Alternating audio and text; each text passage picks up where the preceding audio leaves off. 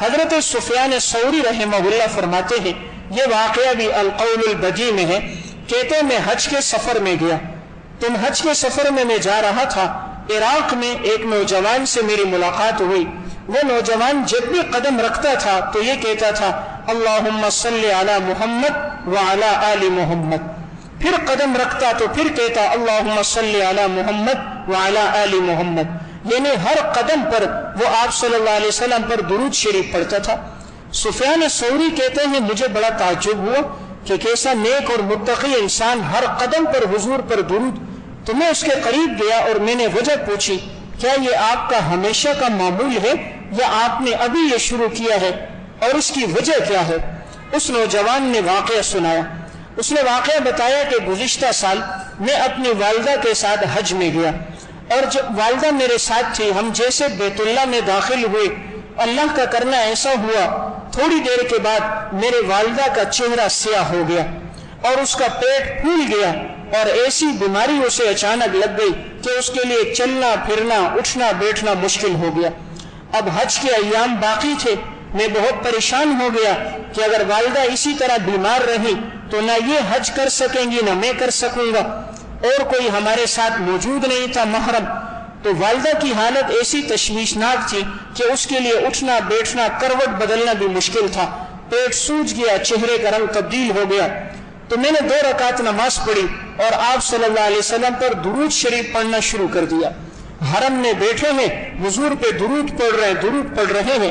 کہتے اچانک میں نے کیا دیکھا کہ مجھے ایک نور نظر آیا، اور اس نور کے اندر مجھے ایک شخص نظر آیا، اتنا حسین اور جمیل میں نے اپنی زندگی میں اس سے پہلے کسی کو نہیں دیکھا تھا۔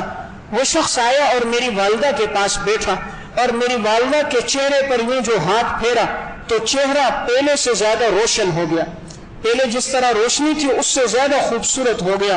پیٹ پر ہاتھ پھیرا تو پیٹ بالکل صحیح ہو گیا، کچھ پڑھ کے پھونک ماری تو جسم بالکل ٹھیک ہو گیا، اور میری والدہ بالکل ٹھیک ہو کر بیٹھ گئی۔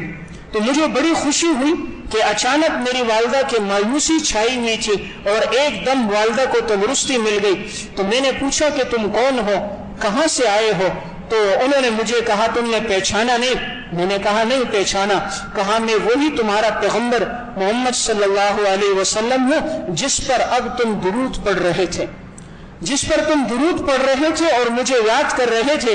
تو تمہارا درود اتنی کثرت کے ساتھ میرے اوپر پیش ہوا تو میں نے اللہ سے اجازت مانگی کہ اے اللہ میں اس کی مدد کے لیے خود جاتا ہوں۔ اللہ تعالیٰ نے مجھے اجازت دے دی تو آپ صلی اللہ علیہ وسلم خود بنفس نفیس ما یلیق بشانہ تشریف لائے، اور آپ نے اس پر ہاتھ پھیرا تو اس کی والدہ بالکل تندرست ہو گئی۔ کہتے ہیں میں خوشی میں رونے لگ گیا کہ حضور کی زیارت ہو گئی، اور حضور کے واسطے سے میری والدہ تندرست ہو گئی۔ تو میں نے کہا یا رسول اللہ مجھے کوئی نصیحت فرمائیے۔ آپ صلی اللہ علیہ وسلم نے فرمایا جب بھی قدم رکھو تو یہ پڑھا کرو اللہم صلی علی محمد وعلی آل محمد۔ تو کہا اس دن سے میرا معمول ہے، میں جو قدم رکھتا ہوں اپنے پیغمبر پہ درود پڑھتا ہوں۔ تو زندگی بھر ان کا یہ معمول تھا۔